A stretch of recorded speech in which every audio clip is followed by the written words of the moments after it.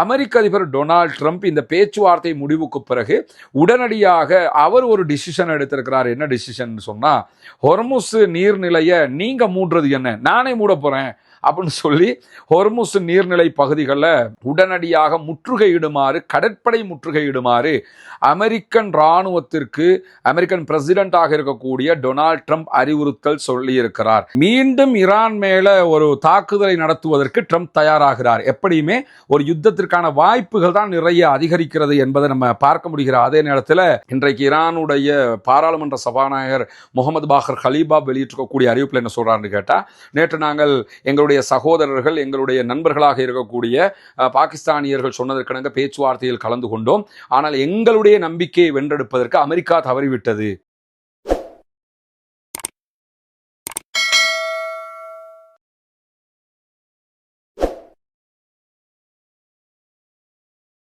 அன்றுக்கினிய சகோதர சகோதரிகளே, நம் அனைவர் மீதும் ஏக இறைவனுடைய அமைதியும் கருணையும் உண்டாகட்டுமாக என்கிற உயரிய பிரார்த்தனைகளோடு பாலஸ்தீன மீதான இஸ்ரேலிய ஆக்கிரமிப்பு இராணுவத்தினுடைய 2 ஆண்டுகால யுத்தங்கள் தற்போது முடிவுக்கு வந்து சமாதான உடன்படிக்கை ஒன்று செய்யப்பட்டு இன்றோடு 184வது நாட்களை நாம் தாண்டி கொண்டிருக்கக்கூடிய இந்த சூழல்ல அமெரிக்காவும் இஸ்ரேலும் இணைந்து ஈரான் மீது ஒரு உச்சகட்ட யுத்தத்தை ஆரம்பித்து அந்த யுத்தம் 40 நாட்கள் தொடர்ந்ததற்கு பிறகு யுத்த நிறுத்த ஒப்பந்தம் ஒன்றுக்காக நேற்றைய தினம் இஸ்லாமாபாத் பாகிஸ்தானுடைய தலைநகரத்தில் ஒரு பேச்சுவார்த்தைக்காக 2 நாடுகளும் ஒன்றிணைந்தன.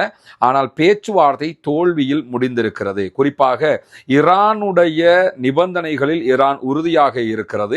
அமெரிக்கா சொன்ன எந்த ஒரு நிபந்தனையும் ஈரான் ஏற்றுக்கொள்ளாத அதே நேரம் ஈரான் முன்வைக்கக்கூடிய நிபந்தனைகளை அமெரிக்கா ஏற்றுக்கொள்ளவில்லை. எனவே இந்த பேச்சுவார்த்தை தற்போது முறிந்திருக்கிறது என்கிற செய்திகளை பார்க்க முடியும். அதிலும் குறிப்பாக இந்த பேச்சுவார்த்தையில் ஏகப்பட்ட விவகாரங்கள் ஒப்புதலுக்காக சரி செய்யப்பட்டு விட்டதாகவும், குறிப்பாக 2 விவகாரங்களில் தான் இருதரப்புக்கும் இழுபறி நிலை நீடித்திருக்கிறது. அதிலே முதலாவதாக ஈரானுடைய அணு உற்பத்தி, குறிப்பாக யுரேனியம் செறிவூட்டுதல் தொடர்பில் இனிமேல் ஈரான் யுரேனியத்தை செறிவூட்டக்கூடாது என்பதில் அமெரிக்கா உறுதியாக இருந்ததாகவும், யுரேனியத்தை நாங்கள் செறிவூட்டுவோம் ஆனால் அணு ஆயுதத்தை நாங்கள் தயாரிக்க மாட்டோம் என்பதில் ஈரான் உறுதியாக இருந்த நிலையில அது ஒரு விடாப்பிடி பிரச்சனையாக மாறி இருக்கிறது. 2வது விவகாரமாக ஹொர்முஸ் நீர்நிலை பரப்பை முழுவதுமாக ஈரான் ஓபன் பண்ணனு திறக்கணும். அதிலே பயணிக்கிற எந்த கப்பல்களிடத்திலையும் அவங்க எந்த விதமான நிதிகளையும் அறவிடக்கூடாது, அதை ஒரு டோல்கேட்டாக பயன்படுத்தக்கூடாது. அது எல்லாத்தையும் தாண்டி ஹொர்முஸ் உங்களுக்கு தான் சொந்தம்னு சொல்லி நீங்க வாதிடக்கூடாது.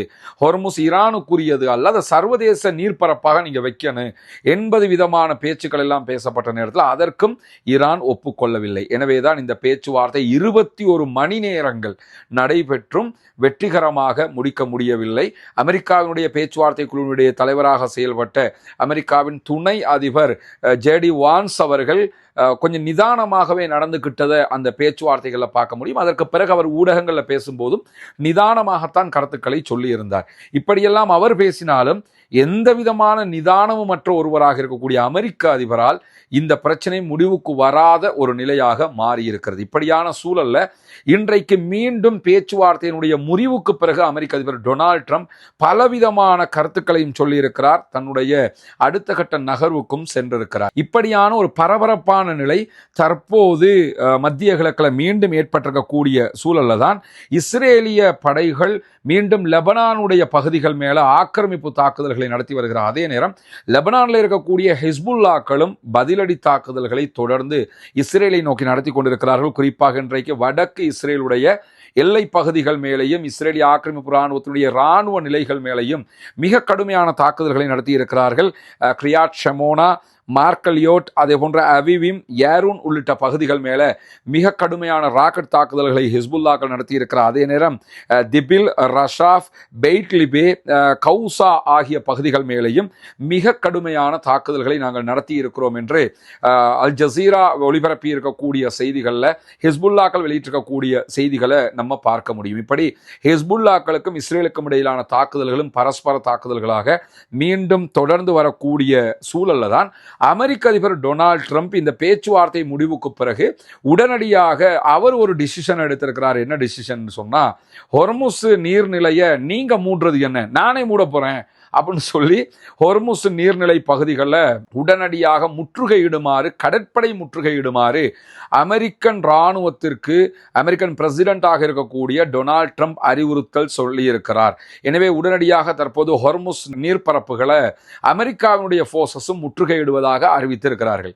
இங்க நம்ம பார்க்கக்கூடிய இதை ஒரு ட்விஸ்டாக எல்லாம் பார்க்க முடியாது, இதை ஒரு ஜோக்காகத்தான் மாறும். காரணம் என்னன்னு கேட்டா, ஹொர்முஸை திறக்கணும் என்று எதுக்காக சொல்றாங்கன்னா, உலகம் முழுவதும் பெட்ரோல் எரிவாயு தட்டுப்பாடு ஏற்பட்டிருக்கிறது. மத்திய கிழக்கு நாடுகளில் இருந்துதான் உலகத்தின் 1/5 பெட்ரோல், டீசல், எரிவாயுக்கள் ஏற்றுமதி செய்யப்படுகிறது. குறிப்பாக ஒவ்வொரு நாளும் 20 மில்லியன் பேரல்கள்ல க்ரூட் ஆயில் இந்த பகுதிகளில் இருந்து ஏற்றுமதி செய்யப்படுகிறது. இவ்வளவு முக்கியத்துவமான ஒரு பகுதியாக இந்த ஹொர்முஸ் இருக்கிறது. இதுல உலகத்துக்கு தேவையான பெட்ரோல் போகிறது என்பது ஒரு புறம். இரண்டாவதாக அரபு நாடுகளுக்கான வருமானமே இதுல தான் தங்கி இருக்கிறது. Kuwait, Bahrain, UAE, Dubai, Saudi Arabia, எந்த அரபு, அதாவது மிடில் ஈஸ்ட்ல இருக்கக்கூடிய கிட்டத்தட்ட 6 நாடுகளுடைய மிக முக்கியமான வருமானம் இதுல தங்கி இருக்கிறது. இதை தாண்டி எல்லா நாடுகளும் இறக்குமதி செய்கிறது. அவர்களுக்கு க்ரூட் ஆயில்ங்கிற ஒரு முக்கியத்துவம் மிக்க ஒரு ஐட்டம் தேவையா இல்லையா? இந்த பிரச்சனைக்கு ஹொர்முஸை திறக்கிறது தானே முடிவு. ஒருத்தன் மூடி வச்சிருக்கிறான், நான் எதையுமே உனக்கு வியாபாரம் பண்ண முடியாது, உள்ள வர முடியாது, வெளியே போக முடியாதுன்னு மூடி வச்சிருக்கிறான் ஈரான். அதே வேலையை இப்ப அமெரிக்காக்காரன், நீ என்னடா மூடி வைக்கிறது, நானும் மூடி வைக்கிறேன்னா, மூடி வைக்கிறதாண்டா பிரச்சனையே. உலகம் முழுக்க இதை திறங்கன்னு ஏன் சொல்றாங்கன்னு கேட்டா, இதை திறக்கலைன்னா எதுவுமே கிடைக்காது. கிடைக்காத போது உலகமே ஸ்தம்பிச்சு நிக்குது. உலகம் ஸ்தம்பிச்சு நிக்குது, அதுல இருந்து உலகத்தை மீட்டெடுக்கணும். எனவே நீங்க ஹொர்முஸை ஓபன் பண்ணுங்கன்னு சொல்லி சொன்னா, அது என்ன நீங்க ஸ்தம்பிக்க வைக்கிறது, நானே ஸ்தம்பிக்க வைக்கிறேன்னு சொல்லி இந்த ஆளு நான் முற்றுகையிடுகிறேன் அப்படின்னு சொல்லி அறிவிச்சிருக்கிறாரு. இது எந்த வகையான ராஜதந்திரம் அல்லது எந்த வகையான புத்திசாலித்தனம், எந்த வகையான சிந்தனை கெட்டுகிற காரியம்னு கொஞ்சம் நிதானமா யோசிச்சு பார்த்தீங்கன்னா, இந்த ஆள் ஏன் இப்படி இருக்கிறாருங்கிற மாதிரி ஒரு கேள்வி எழுந்துவிடும். தனக்கு ஜெயிக்க முடியல, இராணுவ பலத்தினால ஜெயிக்க முடியல, ஈரானை அழிக்க முடியல, ஈரான்ல எதையுமே பண்ண முடியலன்னு தெரிஞ்சிருச்சு. அதற்கு பிறகு இப்படியான ஒரு முறையை அவர் கையில் எடுத்திருக்கிறார். ட்ரம்பினுடைய இந்த அறிவிப்பும் இந்த நிலைப்பாடுகளும் எதை உணர்த்துதுன்னு சொல்லி சொன்னா, மீண்டும் ஈரான் மேல ஒரு தாக்குதலை நடத்துவதற்கு ட்ரம்ப் தயாராகிறார். எப்படியுமே ஒரு யுத்தத்திற்கான வாய்ப்புகள் தான் நிறைய அதிகரிக்கிறது என்பதை நம்ம பார்க்க முடிகிற அதே நேரத்தில் மிக தெளிவாக இன்றைக்கு அமெரிக்க அதிபர் டொனால்ட் ட்ரம்ப் சில செய்திகளை அவருடைய ட்ரூத் சோஷியல் பக்கத்தில் சொல்லியிருக்கிறாரு. உலகம் முழுவதும் இதுதான் டாக் ஆஃப் த டே ஆக மாறி இருக்கிறது. அவர் சொல்லக்கூடிய செய்திகள் என்னன்னு கேட்டா, அணுசக்தி லட்சியங்களை கைவிடுவதற்கு ஈரான் தயாரில்லை, அதனால தான் நாங்கள் இந்த பேச்சுவார்த்தை தோல்வி அடைஞ்சிருக்குங்கிறாரு. ஈரான் தெளிவாக என்ன சொல்றாங்கன்னு கேட்டா, அணுசக்தி லட்சியங்கள்ல நாங்க யுரேனியத்தை செறிவூட்டுவது எங்க நாட்டுக்குரிய தேவைக்காக பண்ணிக்கிட்டு இருக்கிறோம். நாங்க அணு ஆயுதம் பண்றதுக்கு இல்லை, அணு ஆயுதம் நாங்க பண்ண மாட்டோம், அதை நீங்க வேண்டிய மாதிரி கண்காணிச்சுக்கிறீங்கன்னு சொல்லும் போதும் இல்லை நீங்க அணு ஆயுதம் தான் பண்றீங்கன்னு சொல்றது எந்த வகையான நியாயம் என்பதுதான் ஈரானுடைய கேள்வியாகவும் இருக்கிறது. அதை தாண்டி ஈரானியர்களுடைய வாதம் என்னன்னா, இந்த யுரேனியத்தை செறிவூட்டுவது, அணு ஆயுதத்தை நோக்கி அடுத்த கட்ட பயணம், இது எல்லாமே நாங்க சொந்தமாக எங்களுடைய அறிவை கொண்டு உருவாக்கியது. எங்க அறிவையே நீங்க மட்டுப்படுத்தி கீழே விழுத்தாட்டுகிற வேலையை செய்யும் போது நாங்க அதுக்கு ஒத்துக்கிற முடியாது அப்படிங்கிறாங்க. ஏன்னா இந்த அணு தேவைகளை பொறுத்தவரையில, அணு ஆயுதம் தொடர்பான விவகாரங்களை பொறுத்தவரையில இது எந்த நாடும் இன்னொரு நாட்டுக்கு பகிர்ந்து கொள்ளாது. ஒவ்வொரு நாடும் தனித்தனியாகத்தான் இதை கண்டுபிடித்துக் கொள்வார்கள். எனவேதான் எங்க அறிவை நாங்க விட்டுக் கொடுக்க முடியாதுங்கிறதுல ஈரான் கடுமையாக இருக்கக்கூடிய சூழல்ல எங்களுடைய இராணுவ நடவடிக்கைகளை இறுதி வரை தொடர்வதை விட ஒப்புக்கொள்ளப்பட்ட அம்சங்கள் ரொம்ப நல்லதுதான் அப்படிங்கிறார் டொனால்ட் ட்ரம்ப். இந்த ஒரே யுத்தம் பண்ணிக்கிட்டு இருக்கிறத விட இப்ப நம்ம ஒப்புக்கொண்டிருக்கக்கூடிய விவகாரம் இருக்குல்ல, அதெல்லாம் ரொம்ப சூப்பரான விஷயம். ஆனால் கணிக்க முடியாத நபர்கள், அதே போன்று ரொம்ப கடுமையான நபர்களாக இருக்கக்கூடிய ஈரானியர்களுடைய கையில அணுசக்தியை அனுமதிப்பதை ஒப்பிடும்போது இவங்கள்ட்ட அணுசக்தி கிடைப்பதை விட இந்த ஒப்பந்தங்கள் நல்லது கிடையாது. இந்த ஒப்பந்தம் ஆல்ரெடி நல்லதுதான், ஆனா இந்த ஒப்பந்தம் நல்லதா, இவங்கள்ட்ட அணுசக்தி கிடைப்பது நல்லதான்னு கேட்டா, ஒப்பந்தத்தை நம்ம கவனிச்சோம்னு சொன்னா அணுசக்தி கிடைச்சிரும். ஏன்னா இவங்கள்ட்ட அணுசக்தி கிடைச்சிடக்கூடாது, அதனாலதான் நான் இவ்வளவு கடுமையா இருக்கிறேன் அப்படின்னு சொல்லக்கூடியவர். எனவே இனிமே ஒண்ணுமே கிடையாது, நாங்க அடுத்த கட்டத்துக்கு போறோம் அப்படின்னு சொல்றாரு. அதை தாண்டி மேலதிகமாக என்ன சொல்றாருன்னா, வாஷிங்டன் ஆயுதங்களை சுமந்த நிலையில் இருக்கிறது, அதாவது யுத்தத்துக்கு தயாராக இருக்கிறோம்னு சொல்றாரு. பொருத்தமான தருணத்துல இராணுவ கேப்பபிலிட்டியை பயன்படுத்தி நாங்க அட்டாக்குக்கு போவோம்ங்கிறத அவர் சொல்லாம சொல்லக்கூடிய அந்த காட்சிகள் அதுல பார்க்கிற அதே நேரத்தில் ஹொர்முஸ் ஜலசந்திக்கு நுழையக்கூடிய அல்லது வெளியேறக்கூடிய எந்த கப்பல்களையும் அமெரிக்கா இனிமேல் முற்றுகையிடும் அப்படிங்கிறாரு. ஈரான்காரன் எதை செஞ்சானோ அதை நான் செய்வேன், அப்படின்னு சொல்லிக்கிட்டு இருக்கிறாரு. இதுக்கு அவர் சொல்லக்கூடிய ஒரு முக்கியமான காரணம் என்னன்னு கேட்டா, ஈரானியர்கள் டோல்கேட் விதிக்க போறாங்க, அவங்களுக்கு காசு கட்டிட்டு போக சொல்றாங்க, ஈரானுக்கு எதுக்கு காசு கட்டிட்டு போகணும், இனிமே நாங்களே அந்த வேலையை பண்ண போறோம் அப்படின்னு சொல்லி, அதாவது ஈரான் சம்பாதிச்சிருவானே அவன் நம்மளே சம்பாதிச்சுட்டு போயிடுவோம்ங்கிற மாதிரி. நீ சம்பாதிக்கிறதுக்கு அவன் கப்பலை விடணும்ல, அவன் உள்ள போகும்போது இவனை தாண்டி போயாச்சுன்னு வைங்க, ஈரானை தாண்டி போக முடியுமா? வெளியே வரும்போது ஈரானை தாண்டி வெளியே வந்தால் தானே இவனை தாண்டி வெளியே போக முடியும். அவன் விட்டா தானே எல்லாத்துக்கும் உள்ளது. அதை புரியாமல் இருந்தாலும் இவ்வளவு தூரம் பேசியிருப்பது மட்டுமல்லாமல் நாங்கள் இதை விட்டு கொடுக்கவே மாட்டோம் என்று சொல்லி மிக கடுமையாக பேசியிருக்கிறார். அதை தாண்டி இதெல்லாம் அவர் ட்ரூத் சோஷியல் பேஜில் எழுதினது. அதற்கு பிறகு இன்றைக்கு அவரிடத்துல ஃபாக்ஸ் நியூஸ் ஏஜென்சி சில கேள்விகளை கேட்குறாங்க. அதுக்கு அவர் பேசுகிற பேச்சு என்னன்னா, ஒரு நாள்லேயே ஒன் டேலேயே ஈரான் எனக்கு அழிக்க முடியும் அப்படிங்கிறாரு. அது முடியும். எப்படி முடியும்னு கேட்டால், அணுகுண்டு போட்டால் முடியும். அணுகுண்டு போட்டால் மட்டும்தான் ஒரு நாள் அழிக்க முடியும். இல்லைன்னா 40 நாள் ஆகி ஒன்றும் செய்ய முடியலைங்கிறது தெரியுதுல்ல. இப்போ 40 நாளாக குண்டு போட்டுருக்குறாங்கல்ல, 40 நாளாக அழிச்சிருக்கிறாங்கல்ல, 40 நாளாகி அழிக்க முடியாமல் போயிடுச்சுல. அப்போ ஒரே நாள் அழிக்க முடியும்னா எப்படி முடியும்னா, அணுகுண்டு போட்டால் மட்டும்தான் முடியும். அணுகுண்டை போட மாட்டாங்கன்னெல்லாம் சொல்ல முடியாது. அதையும் இந்த ஆள் போட நினைச்சா போட்டு போயிடுவார். ஆனால் அது போட்டால் மட்டும்தான் ஈரானை அழிக்க முடியும். ஆனால் அவர் அணுகுண்டு வார்த்தையை சொல்ல, ஒரே நாளில் எனக்கு அழிக்க முடியும். ஹொர்முஸ் ஜலசந்தி வழியாக எந்த கப்பல்கள் போகுதுங்கிறத ஈரானால் கட்டுப்படுத்த முடியாது, அதுக்கெல்லாம் நாங்கள் விட்டுக்கிட்டு இருக்க முடியாது. அதை எப்படி ஈரானா சொல்லுவாங்க ஹொர்முஸ்ல போகிறது வர்றதை பற்றி? இனிமேல் நாங்கள் தான் அதை முடிவெடுப்போம். அதனால தான் ஒன்று, எல்லா கப்பல்களும் பாதுகாப்பாக போய் வர்ற மாதிரி இருக்கணும், இல்லைன்னா எந்த கப்பலுமே போகக்கூடாது அப்படிங்கிறாரு. அதாவது போனால் எல்லா கப்பல்களும் போகணுமா ஹொர்முஸ்ல, போகக்கூடாதுன்னா எந்த கப்பலுமே ஹொர்முஸ்ல போகக்கூடாது. அதனால் ஈரான் நினைச்சவங்க மட்டும் போகிறது, ஈரான் நினைக்காதவங்க போகக்கூடாது, ஈரானுக்கு காசு கட்டிட்டு போகணும், இல்லாட்டி போகக்கூடாது. அது எப்படி ஈரான் சட்டம் போடும்? அதனால எவனுக்குமே நீ போக விட மாட்டேன், டே அவன் அப்படியாவது அனுப்புறான்னு சந்தோஷப்படணுமா இல்லையா? இவர் என்ன சொன்னாரு, சர்வதேச நீர்ப்பரப்புல ஈரானுடைய பெட்ரோல் கப்பல்கள் நின்றுதா இல்லையா? இதில் இருந்து உலக நாடுகளுக்கு இப்போ தற்போது க்ரூட் ஆயில் தேவைப்படுது, யாரெல்லாம் ஈரான்கிட்ட பேசி எடுக்க நினைக்கிறீங்களோ அவங்களுக்கு 1 மாதம் நாங்கள் ஈரான் மீதான தடையை நீக்கிறோம், எல்லாரும் பேசி எடுத்துக்கிறோங்க. அதனால தான் இந்தியா எல்லாம் பாஞ்சு விழுந்துக்கிட்டு உடனடியாக நிறைய எடுத்துக்கிட்டான். இந்த வழி எதுக்கு அவர் சொன்னார்? எவனுக்குமே பெட்ரோல் கிடைக்கலன்னா ஈரான்கிட்ட இருந்தாவது எடுத்துக்கிறங்க. ஈரானை அடித்ததே அவன் பெட்ரோல் விற்கக்கூடாதுன்னு தான், கடைசியில் அவன்கிட்ட இருந்தே எடுத்துக்கிறங்கன்னு சொன்னார்.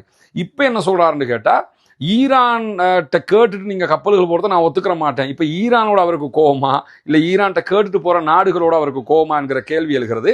அதை தாண்டி ஈரான் சில நாடுகளுக்கு இப்போ இலங்கை கப்பல் போய்க்கிறங்க, இந்தியா கப்பல் போய்க்கிறங்க, அமெரிக்காவுக்கு சாதகமான கப்பல்கள் தான் போகக்கூடாது என்று வச்சிருந்தான். இப்போ அமெரிக்காவுக்கு ஆதரவான, இஸ்ரேலுக்கு ஆதரவான கப்பல்கள் போகக்கூடாது, அதுவல்லாத எந்த நாட்டு கப்பல்களும் போகலாம்னா மற்ற நாடுகளுக்கு பிரச்சனையே இல்லைன்னு ஆயிடுச்சுல.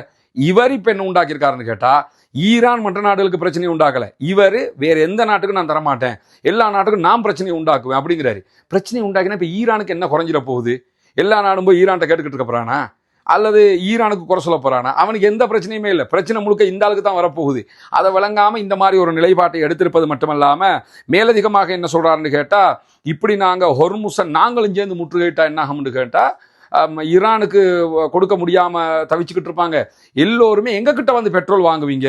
இதுதான் இந்த அரபு நாட்டுக்காரனுக்கு அவன் செய்கிற இந்த வேலைகளால் ட்ரம்ப்புக்கும் அமெரிக்காவுக்கும் இருக்கக்கூடிய லாபம் என்னன்னா, அரபு நாட்டில் இருக்கக்கூடிய எல்லா க்ரூட் ஆயிலையும் அவனோட ஒப்பந்தத்தை போட்டு எல்லாத்தையும் கொண்டு அங்கே எடுத்து வச்சிருக்கிறான்.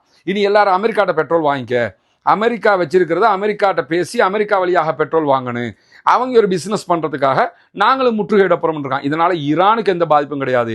அரபு நாடுகளுக்கு முழுவதுமாக எக்கானமிக் கிரைசிஸ் ஏற்படும், அரபு நாடுகளுக்கு கடல்வழி போக்குவரத்து மிகப்பெரிய கேள்விக்குறியாகிவிடும், அவர்களுக்கு பெட்ரோல் விற்கிறது மட்டும் இல்லை, எந்த ஒன்றையும் அவங்களுக்கு வாங்க முடியாத ஒரு நிலை ஏற்படும். இதுவெல்லாம் மிகப்பெரிய சிக்கலாக அரபு நாடுகளுக்கு உருவாக போகிறது. இதை உருவாக்குறது இப்போ அமெரிக்க அதிபர் டொனால்ட் ட்ரம்ப். யாரை நம்பிக்கிட்டு இருந்தாங்களோ அதே அமெரிக்க அதிபர் தான் இந்த பிரச்சனையை உண்டாக்குறாருங்கிறதெல்லாம் நம்ம பார்க்க முடியும். இதைத்தான் அவர் இன்னைக்கு ஃபாக்ஸ் நியூஸ் ஏஜென்சிக்கும் சொல்லும்போது, ஒரே நாளில் நான் அழிச்சிருவேங்கிறாரு. அவர்களுடைய எரிசக்தி நிலையங்கள் மேலே அட்டாக் பண்ணுவேன், அதே போன்று அவர்களுடைய ஒவ்வொரு ஃபேக்டரி மேலேயும் அட்டாக் பண்ணுவேன், அவர்களுடைய எல்லா நிலையங்கள் மேலேயும் நாங்கள் அட்டாக் பண்ணி அவங்கள கைப்பற்ற முடியும். இது ஒரு பெரிய விஷயமாக இருக்க போகுது, அதை நாங்கள் செய்ய முடியுங்கிறார். செய்ய முடியும்னா 40 நாள் நீ என்ன செஞ்சுக்கிட்டு இருந்தேங்கிற கேள்வியெல்லாம் இருக்கக்கூடிய நிலையில தான் அவர் இதையெல்லாம் பேசியிருக்கக்கூடிய சூழலை நம்ம பார்க்க முடியும். இதே நேரத்தில் இதற்கு உடனடியாக ஈரானுடைய புரட்சிகர காவலர் பிரிவு IRGC ஒரு அறிவிப்பு விடுத்திருக்கிறாங்க. அதில் அவங்க என்ன சொல்றாங்கன்னு கேட்டால், ஹொர்முஸ்ல எந்த கப்பல் உள்ள வந்தாலும் அடி வாங்கிட்டு தான் போவீங்க, நீங்க தேவைக்கில்லாத வேலை செய்ய போறீங்க. வேற எந்த கப்பலும் வரப்போறது இல்லை. அமெரிக்காவினுடைய கப்பல்கள் உள்ளே வந்தது என்று சொன்னால் தவறான கணிப்புகள் மிக கடுமையான விளைவுகளை உண்டாக்கும்.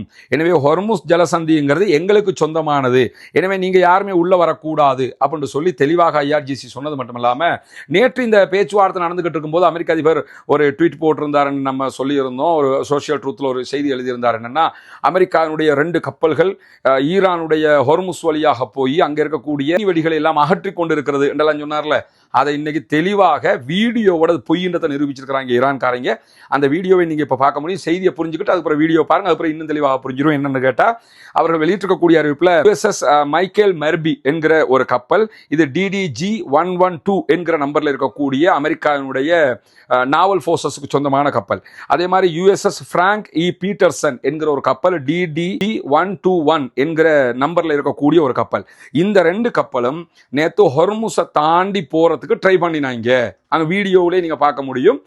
ட்ரை பண்றாங்க. ட்ரை பண்ணும் போதே உடனடியாக ஈரானுடைய கடற்படை IRGC அதை வழிமறைச்சு என்ன பண்றாங்கன்னா, நீங்க உள்ள நுழைய ட்ரை பண்றீங்க, உள்ள நுழைஞ்சா உங்களுக்கு அட்டாக் பண்ணுவோம், உடனே ரிட்டர்ன் போங்க அப்படிங்கிறான். ஏன்னா சமாதான பேச்சு வேற இருக்குது. சமாதான பேச்சு இல்லாட்டி அடிதான், அது வேற விஷயம். நீங்க உள்ள வர ட்ரை பண்றீங்க, உள்ள வந்தீங்கன்னா அடிப்போம்னு சொல்லி தெளிவாகவே உங்களுக்கு அட்டாக் பண்ணுவோம்னு சொல்லி அவங்க சொல்றாங்க. ஆனா அமெரிக்க அதிபர் என்ன சொன்னான்னா, ஈரான்ட கடற்படை இல்லை, ஈரான் இடத்துல ஆயுதம் இல்லை, ஈரான் இடத்துல அது இல்லை இது இல்லைன்னாரு. அவன் வீடியோவே போட்டுட்டு இருக்கிறான். நீ உள்ள வந்தா அடிப்போம்னு சொல்லி சொன்னோம், உடனே அவங்க பின் வாங்கி போயிட்டாங்க. உள்ள வரவே இல்லை. சில நேரம் இந்த ஆளுக்கு சொல்றாங்களோ, நாங்கள் உள்ள போனோம், நாங்கள் கிழித்து விட்டோம், இந்த ஆளை போட்டு ஏமாத்திக்கிட்டு இருக்கிறாங்களோ தெரியல. ஆனால் இந்த ஆள் சொன்னது பொய்ங்கிறது மிக தெளிவாக நிரூபிக்கப்பட்டிருக்கக்கூடிய நேரத்தில் தான் இன்றைக்கு பல ஆய்வாளர்களும் என்ன சொல்றாங்கன்னா, ஹொர்முஸுக்கு உள்ள நுழைய நினைச்சாலே அமெரிக்கா மேலே ஈரான் கண்டிப்பாக அட்டாக் பண்ணுவாங்க. ஈரான் நேற்றே மறந்துட்டாங்க உள்ள இந்த கப்பலையும் விடலன்னு, அது கன்ஃபார்மும் ஆயிடுச்சு. அதை மீறி போனாங்கன்னா கன்ஃபார்மாக அட்டாக் பண்ணுவாங்கன்னு சொல்லி தெஹ்ரான் பல்கலைக்கழகத்தினுடைய பேராசிரியர் ஃபவாட் இசாதி அவர்கள் சொல்லியிருக்கக்கூடிய தரவுகளையும் இன்றைக்கு அல் ஜசீரா சுட்டி காட்டுகிற அதே நேரத்தில் இன்றைக்கு ஈரானுடைய பாராளுமன்ற சபாநாயகர் முகமது பாகர் ஹலீபா வெளியிட்டிருக்கக்கூடிய அறிவிப்பில் என்ன சொல்றாருன்னு கேட்டால், நேற்று நாங்கள் எங்களுடைய சகோதரர்கள் எங்களுடைய நண்பர்களாக இருக்கக்கூடிய பாகிஸ்தானியர்கள் சொன்னதற்கிணங்க பேச்சுவார்த்தையில் கலந்து கொண்டோம். ஆனால் எங்களுடைய நம்பிக்கையை வென்றெடுப்பதற்கு அமெரிக்கா தவறிவிட்டது. அதாவது அமெரிக்கா இவங்க என்ன சொல்றாங்கன்னா, எங்களுக்கு நம்பிக்கை வரணும், நம்பிக்கை வந்தால் மட்டும்தான் நாங்கள் உங்களோட பேச்சுவார்த்தை நடத்துவோம், இங்க நீங்க சொல்லி சரண்டர் ஆக வேண்டிய தேவை எங்களுக்கு இல்லைங்கிறத மிக தெளிவாக சொல்லி இருக்கிறாரு. எங்களுடைய நம்பிக்கையை பெறுவதற்கு அவர்கள் தவறிவிட்டார்கள், அதனால தான் பேச்சுவார்த்தை ஃபெயிலியர் ஆகி இருக்குது அப்படின்னு சொல்றது மட்டுமல்லாம, மேலதிகமாக இன்றைக்கு ஈரானுக்குள்ள 50 பேர் கைது செய்யப்பட்டிருக்கிறார்கள். இவங்க எல்லோருமே எதிரிகளுக்கு லொகேஷன் ஷேர் பண்ணவங்க, என்னென்ன விவரம் என்று சொல்லி தகவல் கொடுத்தவங்க, இஸ்ரேலுக்கும் அமெரிக்காவுக்கும் ஆதரவாக உளவு வேலை பார்த்த 50 பேரை தட்டி தூக்கி இருக்கிறார்கள். ஈரானுடைய IRGC என்கிற செய்திகள் வெளியாகி இருக்கிறது. எனவே நம்ம இப்போ உங்களுக்கு காட்சிப்படுத்தி அந்த வீடியோவிலே நீங்கள் பார்த்துக்கலாம். ஹொர்முஸுக்குள்ள நுழையிறதுக்கு ட்ரை பண்ணும் போதே அமெரிக்கன் ஃபோர்ஸஸுக்கு எச்சரிக்கை விடுத்து ஈரானியர்கள் விரட்டி அடிச்சிட்டாங்க. ஆனால் விரட்டி அடித்தது கூட தெரியாமல் உள்ளே போனால் அங்கே இருக்கக்கூடிய கன்னி வெடிகளை எல்லாம் அகற்றினார்கள் என்று சொல்லி பச்சையாக வெடித்து செதறி இருக்கிறாரு அமெரிக்க அதிபர் டொனால்ட் ட்ரம்ப். இதுதான் நடைபெற்று வரக்கூடிய. எனவே ஈரானியர்களுடைய கை இந்த நிமிடம் வரைக்கும் ஓங்கி கொண்டுதான் இருக்கிறது என்பதை புரிந்து கொள்ளுங்கள். அமெரிக்க அதிபர் டொனால்ட் ட்ரம்ப் என்ன செய்யறது என்று தெரியாமல் எதையோ செஞ்சுக்கிட்டு இருக்கிறாரு. முழு உலகுக்குமே அச்சுறுத்தலாக மாறி இருக்கிறார். முழு உலக மக்களுடைய நிம்மதியை கெடுக்கக்கூடிய ஒரு மனிதனாக அமெரிக்க அதிபர் டொனால்ட் ட்ரம்ப் மாறி இருக்கிறார் என்பதை நம்ம இப்ப பார்க்க முடிகிறது. பொறுத்திருந்து பார்ப்போம் அடுத்தடுத்து என்னவெல்லாம் நடக்க போகிறது என்பதை ரஸ்மின் எம்ஐசி நியூஸ் மற்றும் ரஸ்மின் டாக்ஸ் ஆகிய 2 சேனல்களோடு இணைந்து கொள்ளுங்கள். இந்த சேனல்களில் உண்மை செய்தியை உங்களுக்கு உடனுக்குடன் கொண்டு வந்து தருவதற்கு நாம் தயாராக இருக்கிறோம். ஆக்கிரமிப்புகள் ஓய வேண்டும், ஆக்கிரமிப்பாளர்கள் ஓய வேண்டும், ஆக்கிரமிப்பாளர்கள் ஓய்ந்து ஆக்கிரமிப்புகள் ஓய்ந்து ஈரானிய அப்பாவிகள் மீதான தாக்குதல்கள் நிறுத்தப்பட்டு, லெபனானிய அப்பாவிகள் மீதான தாக்குதல்கள் நிறுத்தப்பட்டு முழுவதுமே அமைதி திரும்ப வேண்டும் என்கிற உயரிய பிரார்த்தனைகளோடு முழு உலகம் அமைதிக்கு திரும்ப வேண்டும் என்கிற மேலதிகமான பிரார்த்தனைகளை முன்வைக்கிற அதே நேரத்தில் ஜனநாயக ரீதியாக ஆக்கிரமிப்பாளர்களுக்கு எதிராக தொடர்ந்தும் குரல் எழுப்புவோமாக. வாஹிர் தஅவானா அல்ஹம்துலில்லாஹி ரப்பில் ஆலமீன்.